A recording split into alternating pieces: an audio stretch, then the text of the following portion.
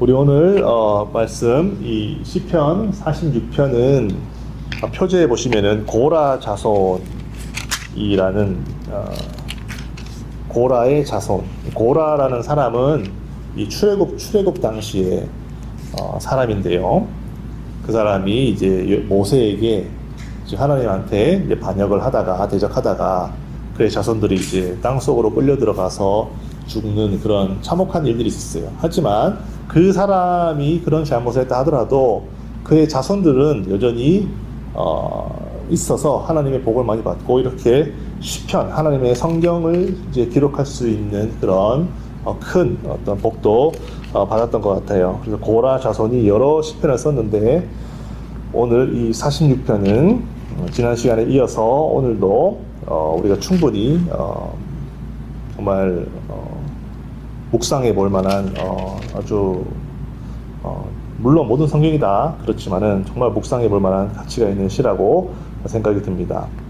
1절부터 보시면은 하나님은 우리의 피난처시요 힘이시니 환난 중에 만날 큰 도움이시다 라고 이 시편의 저자가 그렇게 고백을 하고 있어요. 이 46편이 쓰여졌던 배경은 많은 학자들이 말하기를 유다 이제 시절에 히스기야 왕 때 쓰여진 시라고 이제 고백을 하고 있어요. 그래서 이제 유대의 역사를 우리가 잘 아시겠지만 이 유대 나라는 이제 왕이 없이 있다가 첫 번째 왕으로 세웠던 사람이 이제 사울이라고 하는 사람이 있었어요. 지금으로부터 한 꽤 오래된 사람입니다. 3000년 전 정도 되는 사람이에요. 기원전 3000년. 지금으로부터 3000년. 그러니까 한 기원전 1000년 해서 1100년대의 사람인데요.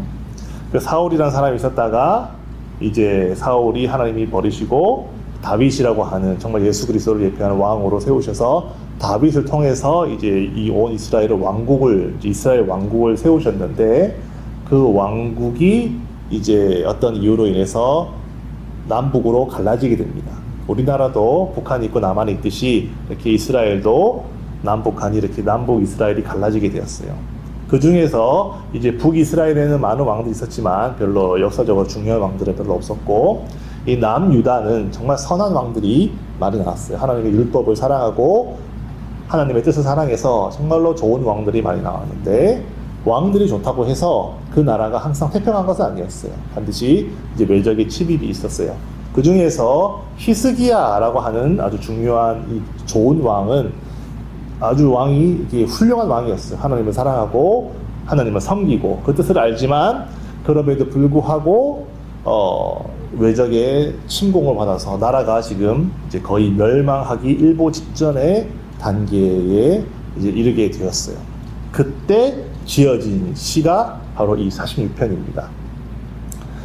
이 히스기야 왕 때 이제 역사를 잘 아시겠지만은 이 유대와 이스라엘 나라는 중동 지방입니다. 중동 지방에 여러 나라들이 일어났지만은 역사상 처음으로 중동의 그 아라비아 반도라든지 페르시아 땅이라든지 유대 땅이라든지 이런 모든 중동 지방을 처음으로 통일해서 제국을 세운 나라가 있었어요. 그 나라가 바로 아시리아라고 하는 나라예요. 성경에는 아수르라고 나오는데요. 아시리아라고 하는 나라가 있어요. 그 아시리아라는 나라가 어떻게 땅을 이렇게 점령을 했냐면 이렇게 땅을 점령을 했어요.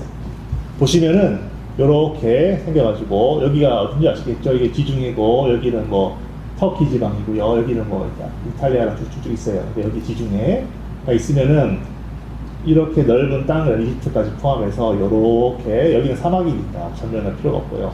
이렇게 나라를 점령을 한 큰 제국이 아시리아라고 하는 나라가 있었어요. 근데 지도를 잘 보시면 아시겠지만 여기가 이렇게 섬처럼 이렇게 신기하게도 유다만 이 나라가 점령하지 못하고 다른 모든 땅을 이렇게 점령을 했던 강력한 제국이 있었어요.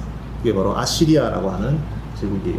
사실 저는 이 지도를 보면 10마디 말보다도 이 지도만 봐도 사실 하나님이 살아계시다는 것을 저는 느낍니다. 왜냐하면 이 아시리아라고 하는 나라는 아주 그 당시에 초 강대국이었어요. 초 강대국이라는 말은 뭐 주변 나라를 다 아주 씹어먹는 나라라는 뜻이에요. 심지어는 이집트까지 점령했다니까요. 그러니까 이 나라가 아니 유대 땅에 무슨 핵무기가 있었겠습니까? 무슨 뭐 인공지능이 있었겠습니까? 사실 이 나라는 이 아시리아라는 이 국력에 비하면 그냥 아무것도 아니라서 그냥 쭉 가서 점령하면 끝인 나라예요. 그런데 그래서 이 아시리아라는 나라는 북이스라엘도 멸망시켰죠. 하나님의 민족인 이스라엘 민족인 북이스라엘도 멸망을 시켰는데 남유다만큼은 하나님이 너를 지키겠다고 약속하셨어요. 남유다는 너는 이제 벌을 받아서 혼나긴 하겠지만 너를 멸망시키는 나라는 아시리아가 아니다라고 하나님이 말씀하셨어요. 그래서 이때에 아시리아에 있는 아주 유명한 산헤립이라고 하는 이 왕이 랍사게라고 하는 장군에게 무려 18만 5천 명이라는 대군을, 여러분 이 시기가요 보시면 아시겠지만 초기 후기 하면 기원전 한 650년 전이면 지금으로부터 한 2600년 한 2500년 전 시절입니다. 상당히 이전 시절이에요. 그러니까 이 지구상에 인류가 뭐 70억씩 있던 시절이 아닙니다. 지구상에 인류가 그렇게 많지 않을 때예요. 그런데 그 나라에서 끌어 모아서 거의 20만에 가까운 대군을 이 땅을 점령하려고 보냈다라는 말은 이 나라를 얘를 멸망시키겠다라는 거예요. 그리고 유대 땅은 사실 별로 뭐 뛰어난 무기도 없고 뭐 그렇게 막 뛰어난 장수도 없고 그렇게 뭐 이렇게 혼자 고고하게 살아남을 수 있을 만한 그런 나라가 아니었어요. 하나님이 지켜주시지 않으면 이 나라는 그냥 이 아수르에게 그냥 이렇게 먹힐 수밖에 없는 그런 나라였어요. 근데 하나님이 지켜주시겠다라고 약속을 했기 때문에 이 나라가 역사적으로도 이렇게 살아있는 거예요. 역사적으로도. 그래서 20만 대군을 18만 정확하게는 18만 5천 명의 대군을 이끌고 이제 예루살렘을 이제 다 포위를 했어요. 예루살렘이라고 하는 도시는 큰 도시예요. 큰 도시. 그런데 이 예루살렘이라는 도시는 중요한 약점이 있는데 어떤 약점이 있냐면 이 도시는 강이 없어요. 강이 없다라는 말은 여러분들이 잘 아시겠지만은 역사적으로 볼 때요. 큰 도시들은 반드시 큰 강이 있어야 돼요. 그래야 큰 도시가 될 수 있어요. 서울 이러면은 한강이 있죠. 평양 이러면은 대동강이 있고 또 파리 이러면은 세느강이 있고 런던 이러면 템즈강이 있고 독일 이러면 라인강이 있고 이렇게 큰 강이 있어야 그 강을 바탕으로 문명을 세우고 도시를 크게 건설합니다. 그런데 신기하게 이 예루살렘은요 도시가 큰데도 강이 없어요. 강이 없어요. 오직 하나님이 그때 비를 내려주셔서 사람들이 비 받아가지고 마시지 않으면은 도저히 클 수가 없는 그런 도시예요. 이 예루살렘은 강에 세워진 도시가 아니라 산에 지어진 도시예요. 그래서 수비하기에는 너무 좋은 도시예요. 수비를 하기에는. 왜냐하면 산성이기 때문에. 산성을 딱 짓고, 이 산에다가 산성을 짓고, 거기를 천혜의 요새라 그러죠. 이 산세를 의지해서 이 도시를 지키면요. 참 이게 점령하기가 힘든 도시예요. 그거를 이 랍사게라고 하는 산헤립이라고 하는 아시리아 왕이 전쟁에 내겠기 때문에 알았어요. 그래가지고 18만 5천 명이라는 대군을 이끌고 와가지고 예루살렘을 삥 둘러가지고 거기로 들어가는 모든 물자를 다 끊어버렸어요.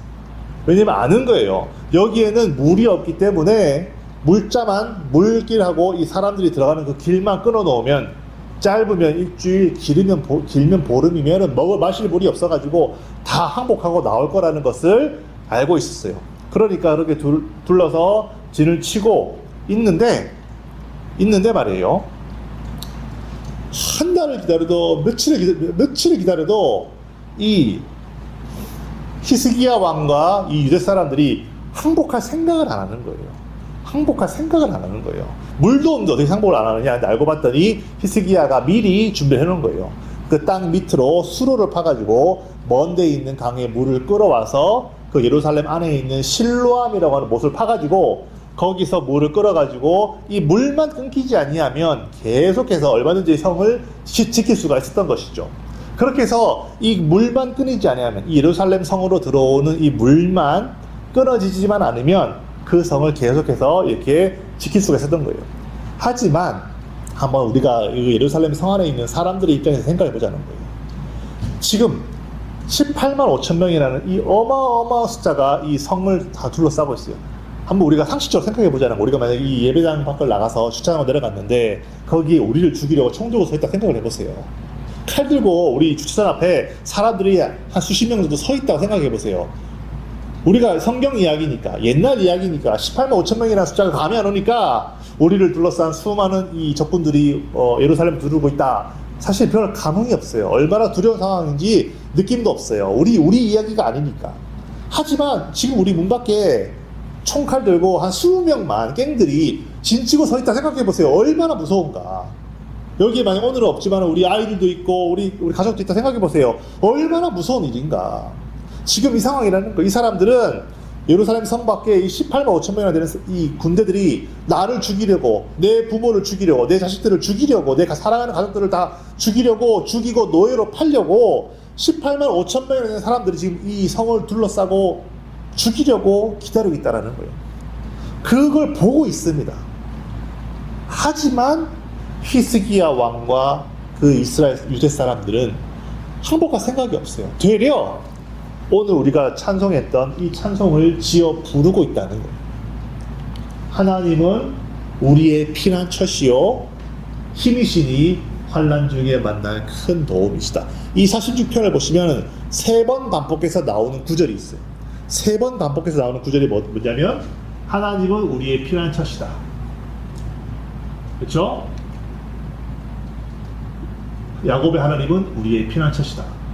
만군의 여호와께서 우리와 함께 하시니 야곱의 하나님은 우리의 피난처시다. 이렇게 한 시편에 3번 반복했다라는 말은 이게 바로 결론이자 이게 바로 메시지입니다. 하나님이 우리의 피난처시다.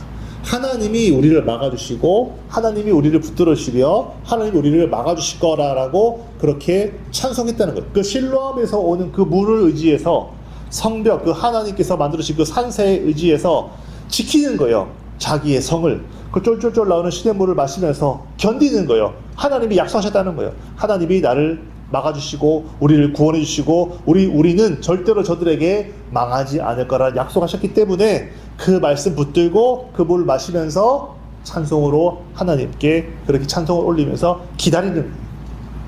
그렇게 기다렸는데 이사야서 36장 자세히 보시면은 그 전쟁의 내용이 나와요. 하나님께서 그날 밤에 하나님께서 역사하셔가지고 여호와의 사자를 그 아시리아 군대로 보내가지고 그 18만 5천 명이나 되는 사람들이 그날 밤에 다 죽었다라고 성경은 그렇게 기록을 하고 있어요. 그래서 사람들이 우리 그래도 하룻밤에 18만 5천 명이 어떻게 다 죽냐, 그게 말이 되냐, 과장이지 라고 생각했었어요.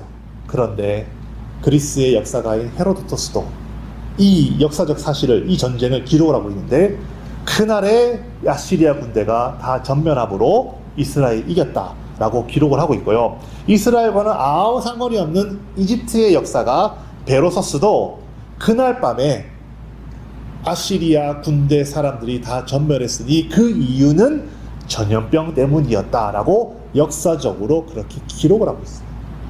그러니까 이 성경의 이사야에서 37장에 나오는 이 전쟁의 기록이 거짓이 아니라는 거예요. 그래서 사람들은 생각할 수 있죠. 사람들이 왜 이스라엘 편만 들고 왜 아수르 사람들은 하나님 사람 아니냐? 아수르 사람들은 하나님이 창조하신 사람들 아니냐? 왜 아수르 사람은 차별하고 왜 이스라엘 사람들을 죽이냐라고 그렇게 말을 할 수가 있지만 하나님은 이때에는요 그럴 수밖에 없었어요. 왜냐하면 하나님이 역사적으로 말해요. 나는 살아있고 내가 한 말은 반드시 지킨다라는 역사적 증거를 남기기 위해서 어쩔 수 없이 이스라엘을 택했고 유대인과 이스라엘과 이방인을 구분해서 그렇게 할 수밖에 없었어요. 왜냐하면 하나님은 역사적인 증거가 필요하신 분이에요. 그래야 결국에는 예수 안에 들어와 있는 우리 모든 사람들이 똑같은 하나님이시니까 하나님은 한 번 뱉으신 말은 절대로 어기지 아니하시고 하나님은 반드시 말씀하신 대로 지키시는 분이구나 라는 것을 우리가 역사적으로 확인할 수가 있다는 거예요. 우리 하나님은 이게 바로 하나님이 살아계시다라는 증거예요. 역사와 예언을 비교해 보면 한치의 오차도 없이 하나님께서 말씀하시고 행하시는 것이 한치의 오차도 없이 다 이루어지기 때문에 우리는 믿음을 가질 수가 있고, 그 믿음으로 인해서 이스라엘 사람들은 이런 찬송을 올려드릴 수가 있는 거예요. 즉, 다시 정리하자면 기록된 말씀이 있고 말씀대로 이루어진 사실을 확인하고 그것으로 인해서 믿음을 가지고 그것으로 인해서 하나님을 찬양하는 것이 2500년 전 이스라엘 사람들이나 오늘 여러분과 제가 하나님을 믿고 찬양하는 거나 동일하다라는 거예요. 우리도 정말 우리 주변에 18만 5천 명이라는 거대한 군사들이 우리를 둘러싸서 사방으로 우겨쌈을 당하는 것 같고, 사방으로 괴로움을 당하는 것 같고, 정말 낙담할 수밖에 없는 상황이 오고, 괴로워할 수밖에 없는 상황이 오고, 어려울 수밖에 없는 상황이 올 수 있어요. 당연히 있습니다. 그때 우리는 성경을 피는 거예요. 하나님이 저들에게 약속하신 대로 행하신 것을 보고 믿음을 갖고 이제는 우리가 그러한 하나님을 찬양하고 올려드리면 하나님께서 어느 순간에 여호와의 사자를 보내서 저 아수르의 군대를 다 구원해 주셨듯이, 어느 순간에 하나님께서 모세를 보내가지고 히브리 사람들을 다 구원하셔서 홍해를 가르시고 구원하셨던 것처럼 말이에요. 그렇게 하나님께서 말씀대로 약속하신 대로 내 백성, 내 사랑하는 자녀, 나의 정말 사랑하는 나의 성도들을, 나의 교회를 지키시는 하나님을 여러분과 제가 경험을 할 수가 있습니다. 그래서 우리가 날마다 특별히 시편 46편 같은 시편은 계속 정말 믿음으로 고백하는 거예요. 믿음으로 고백하는 거예요. 이 46편을 좋아했던 역사적 인물이 또 있어요. 누가 있느냐? 바로 마틴 루터. 종교개혁의 횃불을 든 마틴 루터가 이 46편을 너무너무 좋아했어요. 그래서 이 46편을 가지고 본인이 노래도 찬양도 만들었다고 그러더라고요. 그래서 이 46편을, 그래서 생각을 해보세요. 로마 카톨릭은요, 무시무시한 권력이었습니다. 누가 감히 로마 카톨릭에 대항해서 교황이 틀렸습니다, 교황의 성경 해석이 틀렸습니다, 교황 당신은 잘못하고 있습니다 라고 누구라서 감히 일개 성직자가 교황 앞에, 그 당시에 교황은요 신의 대리자면서 신입니다. 신. 교황의 말이 성경의 기록보다 더 정확하다라고 믿는 자들이 로마 카톨릭이에요. 우리는 그런 말을 따르지 않습니다. 왜? 사람은 틀릴 수 있다. 그러나 성경은 절대로 틀리지 않는다 라고 믿는 것이 기독교인이거든요. 그렇기 때문에 종교개혁이 시작된 것입니다. 로마의 교황의 신적인 권위가 성경보다 위에 있고, 로마 교황의 신적인 권위가 세상에 있는 통치자들보다 위에 있어서 수많은 사람들을 죽이고 수많은 권력을 취하고 수많은 사람들의 인명을 살상할 때 마녀 재판하고 말이죠. 무고한 사람들 화형해서 죽여버리고 말이죠. 얼마나 그런 일들이 많았습니까? 그럴 때 마틴 루터가 하나님께로부터 힘을 얻고 종교개혁의 그 깃발을, 횃불을 들 수 있었던 그 기반이 바로 이 46편입니다. 그래서 때로는 정말 로마의 그 카톨릭의 그 엄청나게 많은 핍박과 환난과 협박과, 너를 죽이겠다, 너의 가족도 죽여버리겠다, 너의 자식도 다 죽여버리겠다, 그렇게 말하는 수많은 환난과 핍박이 올 때 또 마틴 루터와 함께하던 동역자들도 있었을 거 아니에요?